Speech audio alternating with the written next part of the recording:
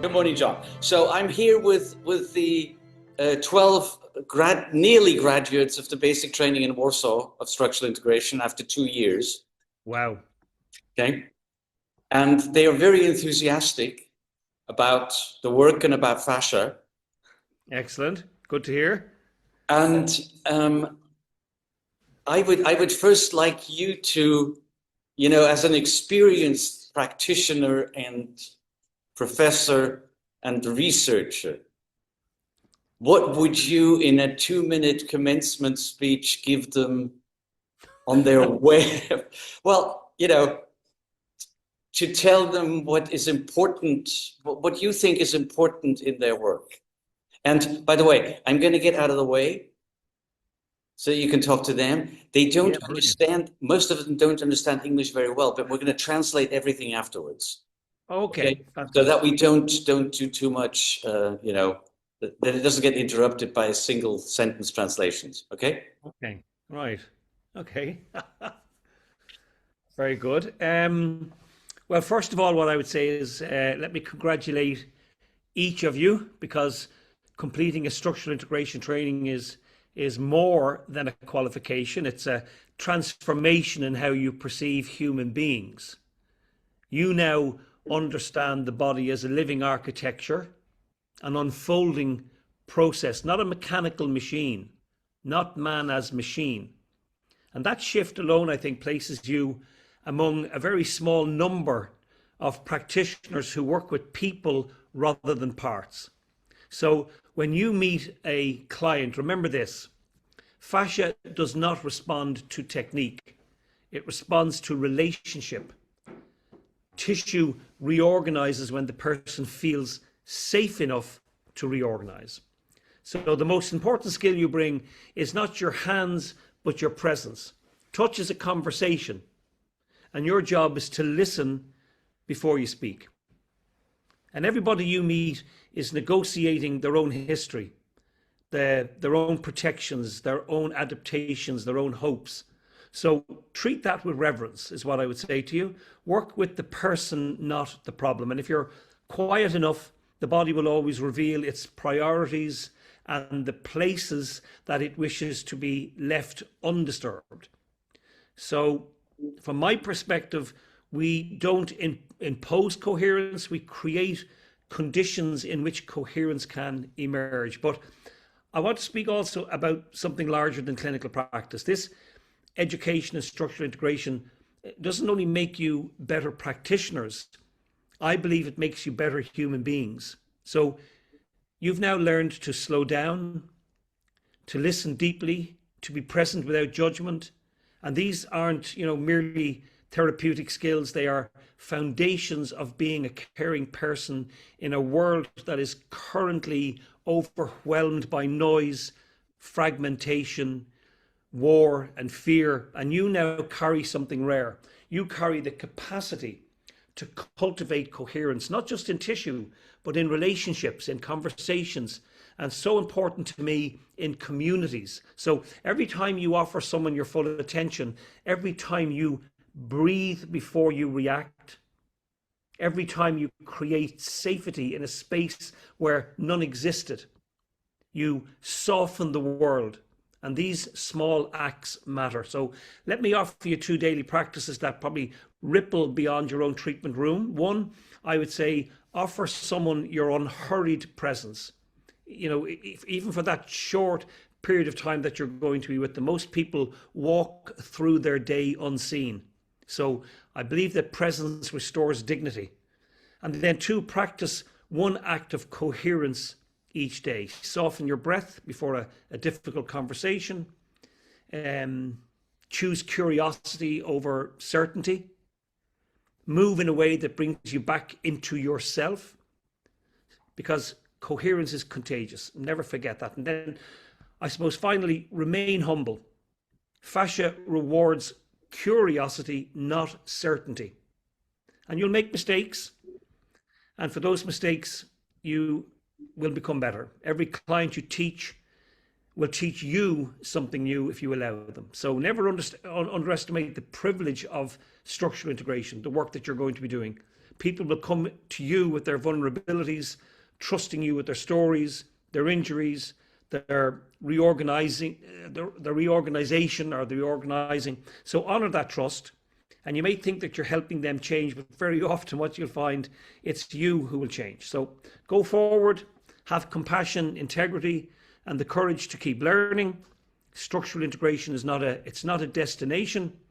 It's a lifelong apprenticeship to the mystery of being a human being. And I love being part of a community and contributing to a community in a meaningful way. And I think that's the journey that you're about to take. So, yeah, I think that's probably as much as I should say. Thank Yeah. you. Thank you. Thank you. Thank you, John. No problem, Alish. This is probably either Rolf up there somewhere is nodding and applauding, because this, what you said, could have been exactly her words. Wow. That's very nice of you to say that, Alish. Thank you so much. It's so close to how she would look at the relationship, at the therapeutic relationship, how she would look at the human body as a whole organism. Yes. So I have asked the class to prepare for you also 3 questions, okay, as an expert in fascia. Okay. Not an expert in structural integration, but an expert in fascia. And they came up with more than 3. But okay. we'll limit it to 3. We just picked out 3 ones of those. John, what do you think is the biggest obstacle to understanding the role of fascia in the therapeutic community nowadays? Oh my goodness! Just repeat the question. It's a great question. Repeat the question for me again. What do you think is the biggest obstacle to understanding the role of fascia within the therapeutic community nowadays? Okay, so I think that language matters, vocabulary and words. Of course, the language we tend to use is either going to be from an anatomical viewpoint. In anatomy, we use Latin a lot, and we use Greek and some Arabic, a little bit of French and Spanish. But at the end of the day, the language that we're using is really a language of man as machine. So this is a lever, this is a joint, the heart is a pump, the brain obviously is a computer. And so, there are layers in the body, there are spaces. There are no layers in the human body, there are no spaces in the human body, but that's a language of convenience that we use, especially for undergraduate students, people who are new coming into the world of anatomy. But we have to move then towards understanding that those words, those descriptions are languages of convenience. When you say that there are, there are spaces, or there are what's the word I'm looking for? Layers in the human body. There are no layers in the human body. But let's just say, for instance, your gastrocnemius has to move relative to your soleus muscle. So there's a plane where gliding occurs. So in dissection, I can make incisions, and I can lift gastrocnemius off soleus and say, look at this layer. But it's a layer that I created, a layer that did not exist in the human body. So, okay, let's have the language of convenience as long as we know there are no layers and that there are no spaces. So, and then the other aspect of that perhaps is that fascia ultimately is not a structure. Fascia is a behavior. Touch is a dialogue, and technique is only vocabulary. So we don't treat the condition, we accompany the person.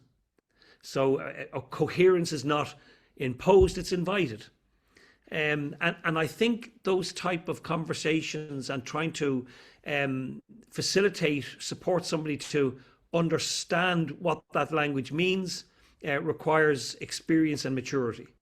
So, you're starting out on your journey today, and some of what I might say to you might not resonate with you, or you might have difficulty trying to understand what it is exactly that I'm saying, because it almost sounds a little bit poetic, but we have to be able to translate it into clinical practice.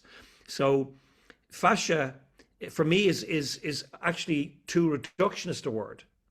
So even though I love the word fascia, because I'm talking about skin, I'm talking about liquid fascia, blood, lymph.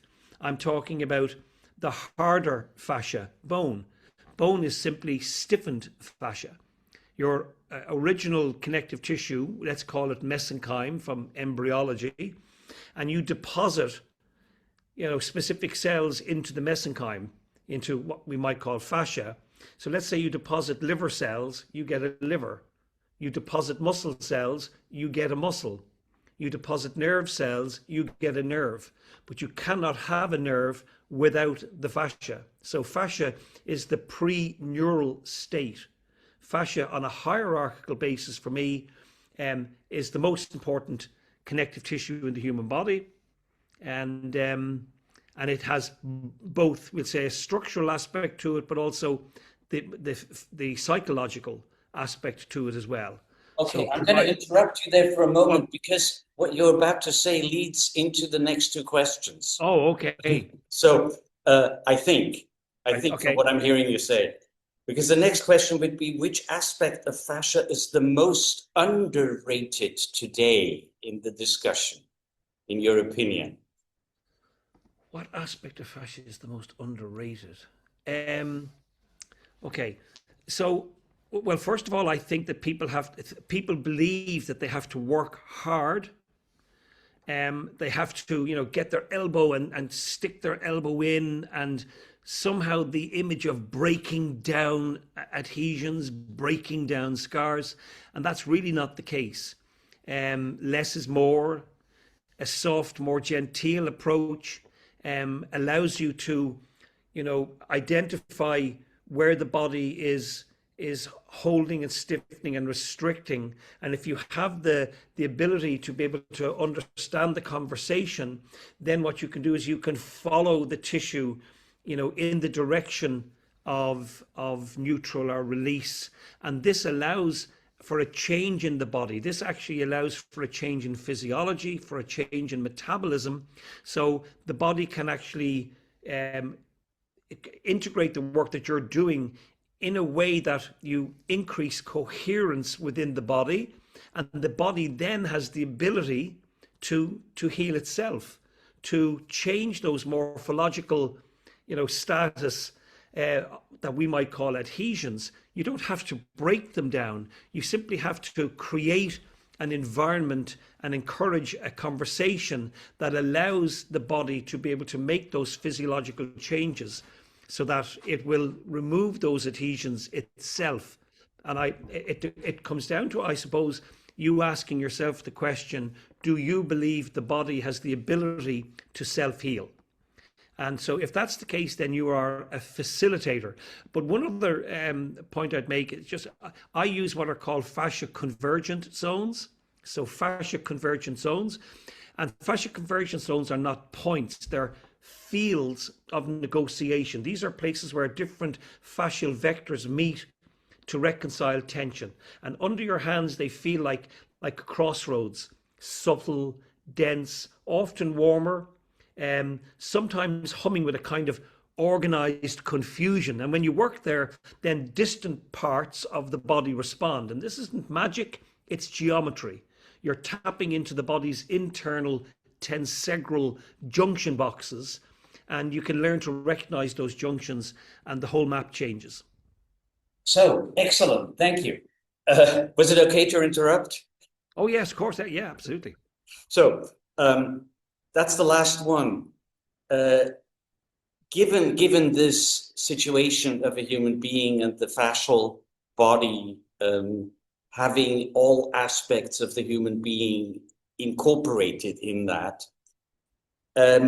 is it possible for emotional biases or cognitive difficulties to block or inhibit the ability of the fascial body to respond to your touch or to change? How does the psychology and the emotional part play into all of this? Well, yesterday I had a recorded conversation actually with a colleague of mine. His name is Dr. Stephen Porges, And Dr. Porges has a model called the polyvagal theory. And I would certainly encourage you all to investigate Dr. Porges' work, the polyvagal theory. That particular recording will be released in the summer, so it's not going to be released immediately, but it will be. I have a dissection course in King's College in London this coming summer, and that will be part of that course. And then once that course is finished, then we'll release the actual recording. So we have, that was part of that conversation yesterday. And I suppose what I'd say to you is that fascia listens to the autonomic nervous system more than it listens to your hands. So if the client doesn't feel safe, then, fascia won't reorganize. It'll actually brace, protect, or disappear from perception. So the moment safety is established, then fascial tone softens, elasticity returns, and movement becomes available. So every session for me really begins with a polyvagal awareness. Before you change tissue, you need to change the state, and a regulated client gives you the access to a very different body. So I always ensure that I'm providing a safe space for my patients, and that's the starting point. Thank you very much. Thank you very, very much. I'm absolutely thrilled that you're going to be in Prague at the Symposium next year. Oh, I'm so looking forward to it, Alex. I'm looking forward to the conversation, because you are really saying things that either Rolf would completely agree with, and which I have a feeling sometimes has gotten lost in the structural integration community in some aspects of it. And to come back to the original, what she was after, this is why, the Symposium has the thing Road Back Home. Right. So we're trying to get back to what you're saying and to what I think Ida Rolf said. Well, what I would say in finishing is that I don't really believe I've ever had an original thought.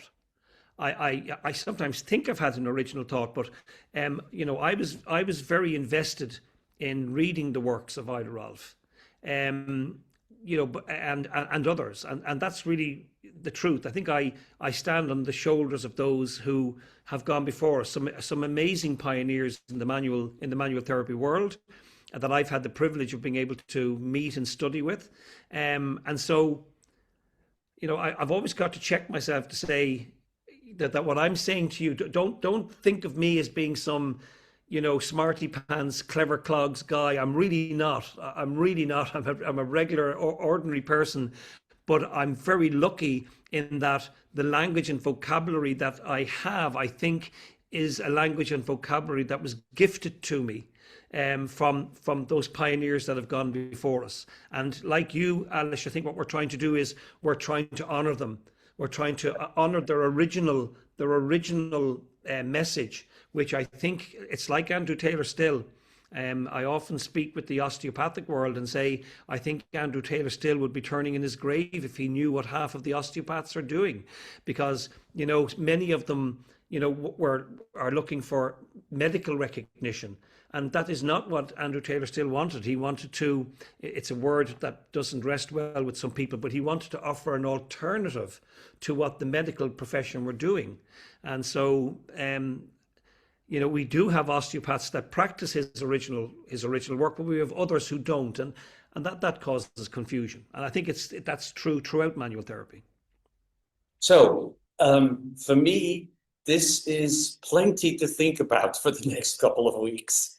And if we talk more, I think I would be overloaded yes. with new inspiration, and so would the students, I think, because you've given so many really interesting and inspirational thoughts to this. And I think even those of you who understand English a little bit will probably acknowledge that there was a lot of good thoughts and information given here.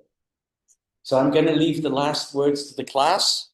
And maybe someone wants to say a little bit of something. We're capable of saying something in English. Or you can just say, dziękujemy. You can speak in your native tongue, and then I presume, Eilish, you'll be able to translate it later. You can say something in Polish if you like, Yeah. and we'll translate it for John later. Słyszał 3 pytania.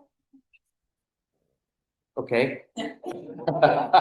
Which I don't even understand, so but we'll get Okay. it. So, anybody else want to say something? Emilia, you have something on your tongue. I'm grateful for the words and yeah, that's amazing. Very good. Okay, thank you, John. Not a problem, Elish. Thank you Hey, so much. and we'll see you in Prague next year, okay? Yeah, it was an honor and a privilege to meet you guys, and I wish you all the very best. And well done, Elish, for all the work you're doing. It's fantastic. Thank you. Okay. It makes a difference. Okay, bye-bye. Good morning, everybody. Bye-bye. Bye-bye. Take care.